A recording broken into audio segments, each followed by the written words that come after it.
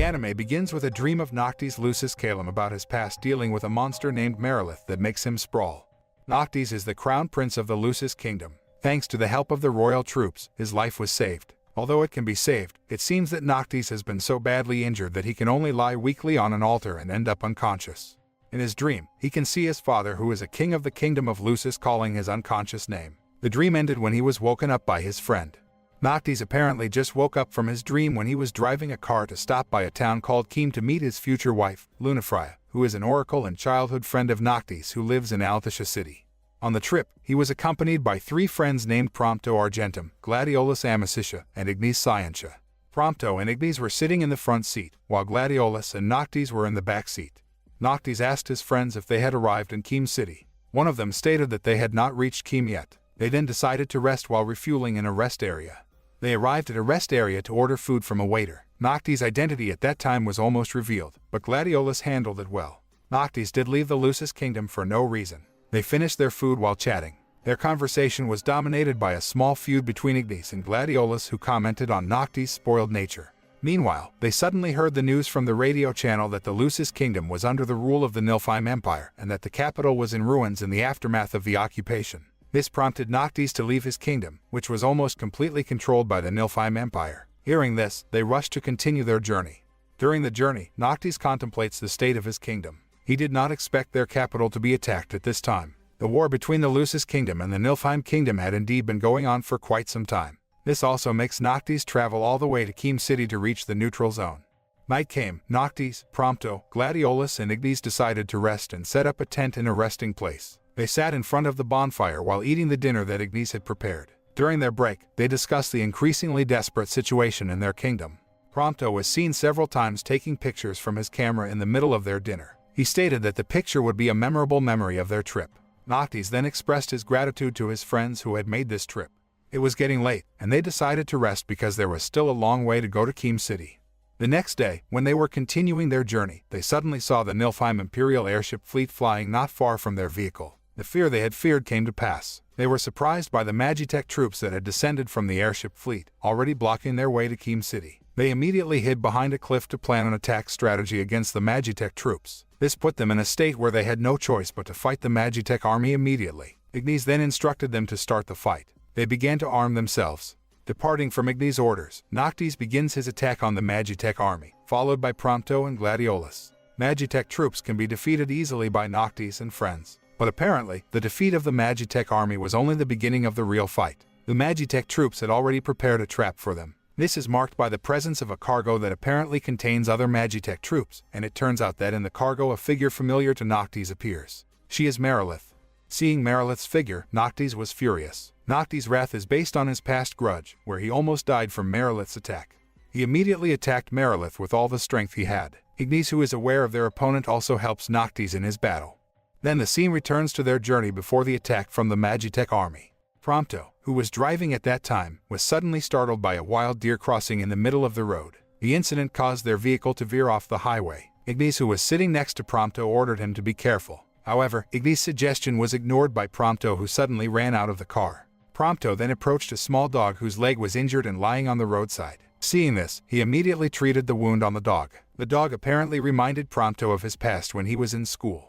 Prompto was the fat and quiet kid in his class when he was still in school, in contrast to Noctis, who is more popular and is approached by many girls. But Noctis is not a person who likes popularity. He always went alone for various reasons. After school, Prompto does his hobby, namely photography. One time when he came home from school, he saw a puppy whose leg was injured. Seeing this, he felt compassion and treated the wound on the dog's leg. The dog's paw was wrapped in a cloth, and Prompto took him home for further treatment. Arriving home, Prompto gave food to the puppy, and he intended to make a notification to find out the puppy's owner. Prompto also didn't forget to take some photos of the puppy. He seemed closer to the puppy he later named Chibi the following days. Prompto fed him and also bathed him. At one point, he woke up in the middle of his sleep and found Chibi not in his place. Prompto, who panicked, then tried to find Chibi in all corners of the city.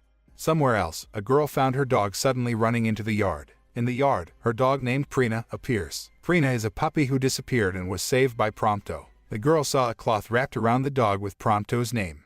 The next day, Prompto got a letter. It turned out to be Lunafreya, who thanked him for taking care of her lost dog. In addition, Lunafreya, who is also Noctis' fiancée, asks Prompto to befriend Noctis. A letter from Lunafreya made Prompto begin to approach Noctis. Noctis was standing in the corner of the school when Prompto approached him. The clumsy Prompto accidentally fell, and Noctis reflexively helped him. While helping, Noctis commented that Prompto's body was too big. Soon the school bell rang, and Noctis rushed back to his class. At Noctis' words, Prompto contemplated and determined to take care of his body. He started his training regardless of time and weather. Thanks to his persistence, finally at some point, he had reached his ideal weight when he was approaching his teens. With this ideal weight, he ventured to start approaching Noctis. Noctis, who has a good personality, has considered Prompto as a friend for a long time. But in their teens, this is the point where Noctis and Prompto become friends. Then, back to the time when Prompto was treating dogs by the roadside. He gave the ointment and then hurried on his way. Then back when the battle between Noctis, Gladiolus, Ignis and Prompto fought against the Magitech troops in the middle of their journey. In this battle, the focus is on Gladiolus, who is Noctis' instructor. Gladiolus suddenly remembered his past when he was still in the kingdom of Lucis. Noctis was young then, and he didn't really like Noctis because he was considered arrogant. He revealed this to his sister named Iris. Gladiolus then comments that Noctis is unfit to succeed his father as king. The next day, Iris unexpectedly approached Gladiolus at the palace and said she wanted to play with Noctis. Gladiolus, who heard this, then told his sister to wait. While Iris was waiting, she was distracted by a cat running around the palace grounds and chased after it. It turned out that when Iris chased the cat, Noctis saw this, and he followed her secretly because he was worried about Iris. And sure enough, apparently, Iris, who was busy chasing the cat, didn't realize that she had fallen and was injured in the courtyard of the Lucis Kingdom Palace. Noctis, who managed to follow Iris, immediately helped her and brought Iris back to the palace. The incident even made Noctis, who was considered to have violated the code of ethics of the nobility, be punished. Iris, who had been helped by Noctis, seemed to disagree with the punishment that Noctis had to receive. She then tells her brother that Noctis is innocent and that he is a good boy. At first Gladiolus didn't believe it, but Iris insisted on convincing him. Gladiolus approached Noctis in his room and invited him to practice swordsmanship. This exercise then made Gladiolus and Noctis close. Returning to the battle at hand, this time, the focus shifts from Gladiolus to Ignis. Once, Noctis, Gladiolus, Ignis and Prompto took a break from their journey. Ignis is a confidant of the Lucis kingdom. It was then responsible for preparing food for all of them. Ignis is someone who cooks for Noctis, Gladiolus and Prompto. Apparently, before they started their journey together, Ignis had long been trusted as an assistant in the Lucis kingdom. He is responsible for preparing Noctis' food and providing political reports to Noctis' father. At one point, Noctis asked Ignis to make him a childhood cake. According to Noctis, Ignis' cakes are pretty good, besides taking care of Noctis' life. In addition, Ignis is also responsible for cleaning up Noctis' place. Noctis is not a neat person. He always leaves his room messy, and Ignis orders him to separate the garbage in his room. Ignis then attended a political meeting, and Noctis' father, alias the king, gave him a special mandate to accompany Noctis. The king's mandate was due to the king's declining health condition. The king wanted Noctis to be ready to become king before the war began. In the mentoring process carried out by Ignis, they sometimes had arguments because he did not focus on preparing himself as a candidate for king. This is due to Noctis' fear of his father's death. This feud between Ignis and Noctis is known to Gladiolus. Gladiolus tries to mediate between Ignis and Noctis. Noctis told Gladiolus that he did not like the news that his father would die soon. Gladiolus, who knows this, tells Ignis to understand Noctis' feelings. Over time, Noctis and Ignis could master themselves and understand each other. They have become close to this day. Then back again to Noctis' angry attack on Merilith, who is a snake woman from the demon race. Noctis' attack on Merilith didn't play out, but Merilith can always break his attacks. His friends who saw this asked Noctis to back off. Noctis, who heard the request of his friends, then ignored it.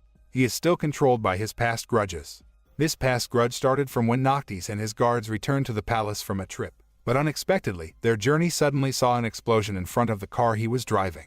Apparently, the explosion was the start of a sudden attack by the demon race, which in this case is Merilith. His bodyguards immediately formed a formation to protect Noctis, who was the prince of the Lucis kingdom. Merilith suddenly attacks Noctis' group and causes Noctis to fall almost dead. Merilith's attack also resulted in the death of many of the royal troops. Seeing this, Noctis' father did not remain silent and launched the arsenal of soul attack, which was able to defeat Merilith and fall into the abyss. Noctis then wakes up and returns to the present, where he is directly fighting Merilith. Merilith is not an easy person to defeat because, in the end, she made Noctis fall into the ocean from the cliff where they fought. Ignis, Gladiolus and Prompto did not remain silent and immediately attacked Merilith from various sides. Meanwhile, Noctis, who was drowning, suddenly had a sight of his father. He then gets the power that was exhausted due to fighting Merilith relentlessly. This greater power gave him a strong push until he could rise from the sinking and immediately lunged at Merilith, who was currently facing Noctis' friends. Noctis then launches an arsenal of soul attack that cuts off Merilith's head. The battle ended because of Merilith's death. Noctis, who managed to defeat Merilith, then stood on the cliff edge and reminisced about his father. Their journey continued to the city of Altisha. The four of them realized there was still a long way to go. The moral that can be learned from this movie is that friendship can help us go further to carry out a rescue mission.